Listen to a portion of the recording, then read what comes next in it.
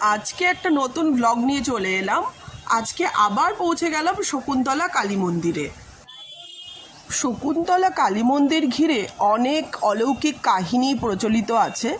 লোকে বলে এখানে যদি কেউ মানত করে সেটা পূরণ হয়।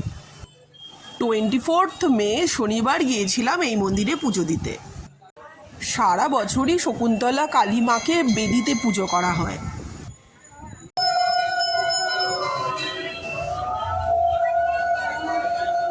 পুজো দেওয়ার জন্য আমরা লাইনে দাঁড়িয়ে পড়লাম।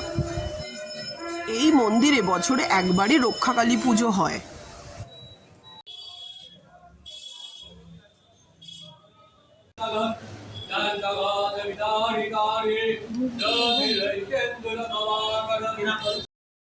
রক্ষাকালীর পুজো যখন হয় তখন এখানে বলি দেওয়া হয়।